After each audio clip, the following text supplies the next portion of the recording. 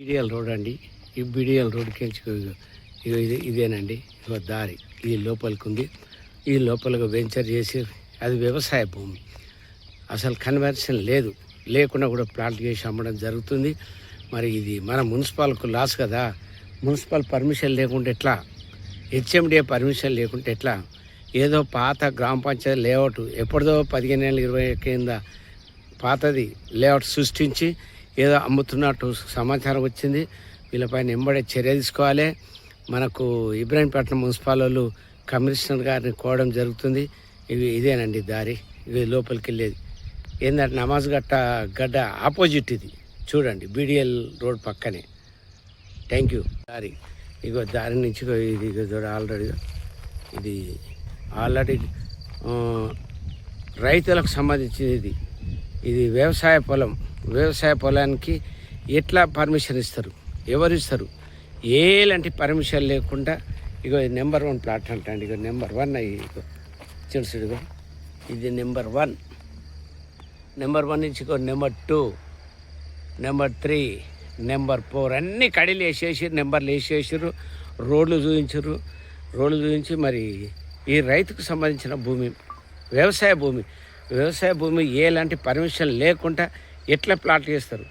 వీళ్ళపైన ఎంబడే చర్య తీసుకోవాలని కోరుచున్నాం. ఇబ్రాహీంపట్నం నమాజ్ గడ్డ బీడిఎల్ రోడ్లో వ్యవసాయ భూమి కన్వెన్షన్ కాకుండా ఆల్రెడీ ప్లాట్లు వేసి అమ్మడం జరుగుతుంది. సరే, ఎవరో హైదరాబాద్ నుంచి వచ్చి ఇక్కడ కొని అమ్ముతున్నారనే సమాచారము. బహుశా ఎకరన్నర ఉన్నట్టుంది. దీనికి ఎలాంటి పర్మిషన్ లేదు.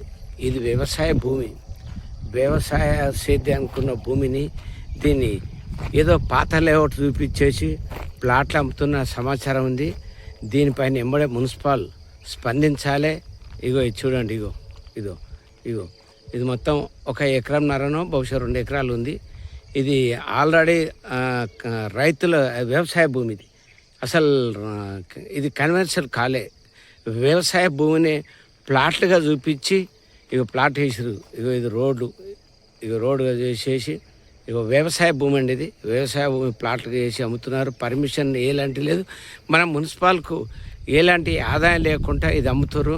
ఇది వచ్చేసి బీడిఎల్ రోడ్డు నమాజ్ గడ్డకు ఉందండి. ఇది లోపల ఉంటుంది.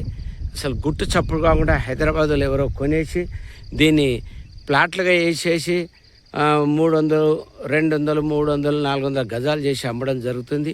దీనిపైన మున్సిపల్ కమిషనర్ ఎంబడే స్పందించాలి. మరి ఇది రైతు భూమి, ఇది కన్వర్షన్ కాలే భూమి కనుక దీనిపైన చట్టపరంగా చర్యలు తీసుకోవాలని ఇబ్రాహీంపట్నం వాసులు కోరుచున్నారు. దీనికి ఎంబడే మీడియాకు సమాచారం ఇవ్వడంతో మేము ఇక్కడ వచ్చి చూడడం జరిగింది. ఇది వాస్తవమే. ఖచ్చితంగా దీనిపై ల్యాండ్ పర్మిషన్ లేకుండా ఎట్లా మీరు ప్లాట్లు చేస్తారు, ఏ విధంగా ప్లాట్ చేసి అమ్ముతారు అని దాని మీద చర్యలు తీసుకోవాలని కోరుచున్నాం.